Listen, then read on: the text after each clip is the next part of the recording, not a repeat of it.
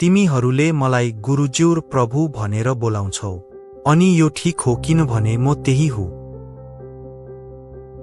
नुहाइसकेपछि एक मानिस सम्पूर्ण रूपले सफा हुँदछ, उसको खुट्टा मात्र धुनु पर्दछ। तिमीहरू सबैजना शुद्ध छौ, तर कोही मात्र छैनौ। तिमीहरू जान्दछौ मैले तिमीहरूलाई के गरे। म सत्य भन्छु, एक नोकर उसको मालिक भन्दा ठूलो हुँदैन, जसलाई केही कार्यका निम्ति पठाइएको छ, उति पठाउने भन्दा ठूलो होइन।